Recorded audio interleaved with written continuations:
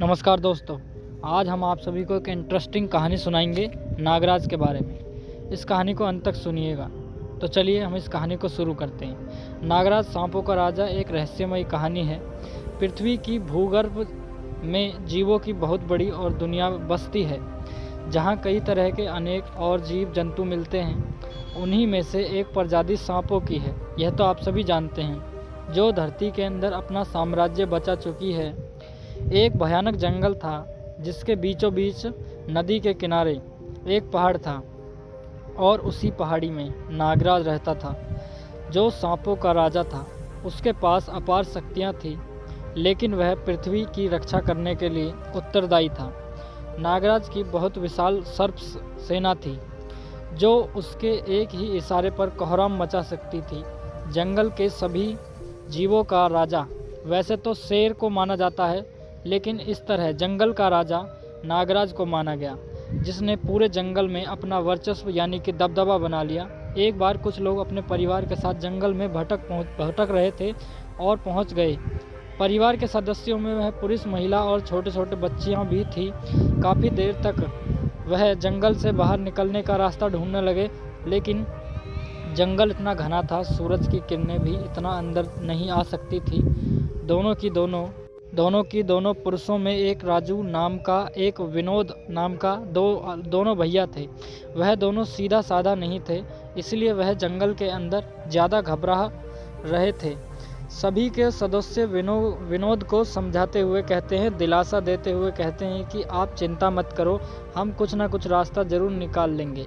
राजू थोड़ा हिम्मती था। वह सभी को लेकर आगे बढ़ने लगता है। बच्चे छोटे होते ही इसलिए उन्होंने गोद में उन्हें ले लिया। सबसे छोटा बच्चा सिर्फ 5 वर्ष का होता है। उसी जंगल में मज़ा आ रहा होता है।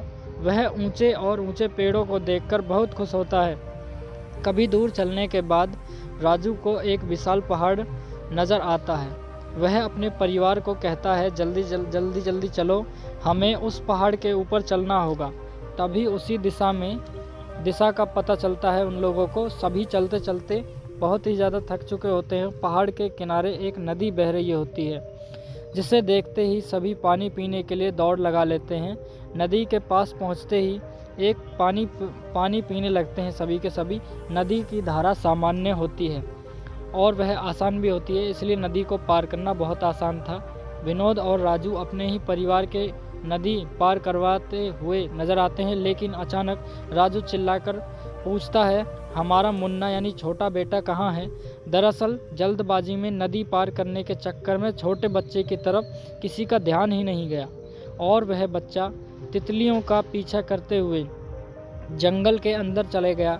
विनोद और राजू औरतों और बच्चियों को उसी पहाड़ के किनारे बैठाकर दोबारा नदी पार करने के लिए जंगल की तरफ आते हैं और ज़ोर ज़ोर से अपने बच्चों को पुकारने लगते हैं। और यहाँ उन्हें दूसरी तरफ बच्चों का गम और पहाड़ के किनारे बैठी औरतें जो ज़ोर ज़ोर से रो रही होती हैं।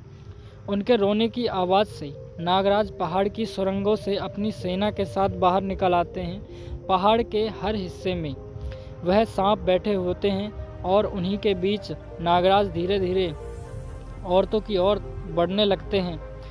अचानक औरतों की नज़र पहाड़ पर बैठे सांपों पर पड़ती है। वह डर से चीखने लगती हैं और अपने बच्चियों को अपनी गोद में छुपा लेती हैं। तभी नागराज उनके सामने आकर विशाल फन फैलाकर खड़े हो जाते हैं और सभी से कहते हैं कि तुम लोगों यहाँ से बाहर जाने के लिए अब मेरी नाग सेना रास्ता दिखाएगी तुम्हें। तुम लोग जल्दी ही इस जंगल से बाहर चले जाओगे। यह रहना खतरनाक है। राजू और विनोद भी बोलते हैं। सांप को देखकर दंग रह जाते हैं, लेकिन उन्होंने बच्चों को पा लिया था। इससे बड़ा चमत्कार कुछ नहीं हो सकता है। इसलिए वह नागराज को देव रूप मान लेते हैं और अपने परिवार के साथ जंगल के सांपों के पीछे चले जाते हैं। कुछ उन्होंने एक सुरंग दिखाई होती है। सांप वहीं जाकर रुक जाते हैं और उन्होंने जाकर के वहां इशारा किया कि एक एक करके राजू और पूरे परिवार को सुरंग के बाहर से जंगल के बाहर होकर के ले जाइए। नागराज इस परिवार के लिए किसी फरिश्ते से कम नहीं होते हैं, जिन्होंने उनको उनका खोया हुआ लोक दिलवाया, अनमोल उपहार दे देती है।